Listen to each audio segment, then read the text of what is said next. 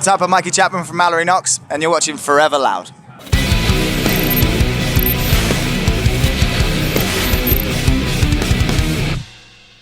So today was surreal, I think is the best word to explain it. You know, since leaving the band, we've been coming back to Slam Dunk as punters for many, many years, you know, and kind of watching out from out in the field and kind of just, you know, we've always been a part of Slam Dunk, I suppose, and we've always loved it very much. So to be here and to be this side of the fence and to be performing again is just mad, utterly mad.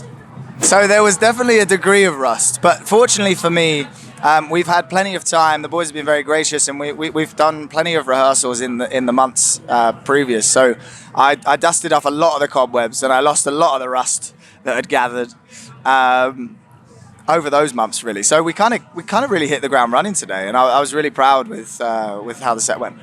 So my pre-show warm-ups have been adapted, I suppose, as I've got a bit older. You know, back in the day, I used to just sort of attack my vocals. You know, there wasn't a lot of finesse. There wasn't a whole bunch of tact or care, I suppose you could say. So as I got a bit older, I realised just how fit younger Mikey was. And I've just had to step up, basically. So yeah, lots of new core workouts and physical exercise, and then just a bit of an upgrade on my vocal technique too, which has been cool. It's been a long time.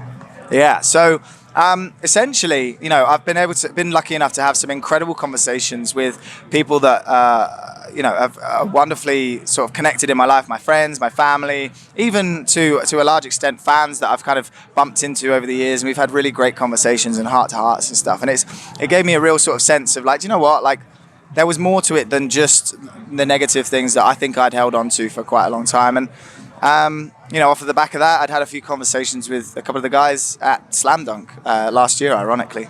And between that and a few things that had sort of happened in our private lives, there was a bit of this realization that, do you know what, like life is way too short. And to get the ball rolling on the betterment of your mind or your body or the set even, takes time, you know, and there really is like no time like the present.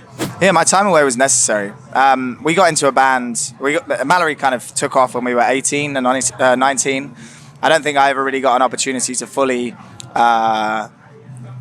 process that, have like a semblance of normality. Not to say, you know, we certainly weren't the biggest band in the world by any means, but I think to have the time away, it allowed me to sort of have a big reset. It allowed me to rest deeply. It allowed me to ask the right questions of myself, and to get a perspective that otherwise I would never have had. So it's been very productive, and I'm very, you know, it's been a long time, but I'm really glad that it was done.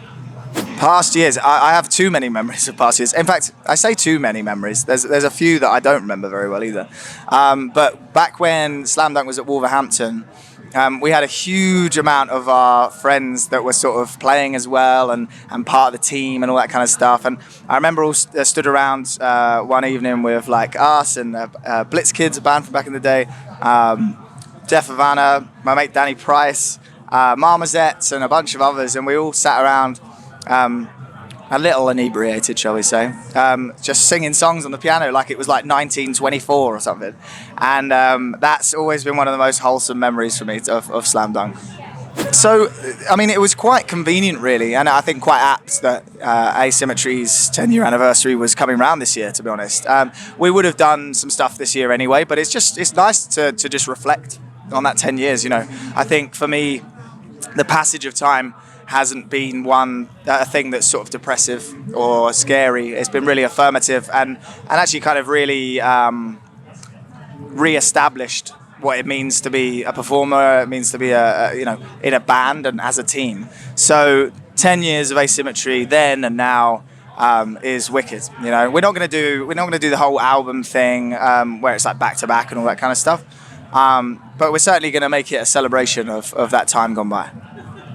So at the moment, we're taking each day as it comes. You know, we used to do a lot where we'd overload ourselves with plans and thoughts and feelings on things, and you know how we were going to approach something that was happening a year from now and all that kind of stuff. And we're much more of the mindset now where it's like each day as it comes, each bridge to be crossed when it's ready to be crossed. And as such, post tour is a set of conversations that we're just sort of having in the periphery at the moment. We're focusing on making the tour the best thing it can be, and then after that, that's when the next step conversations will be had.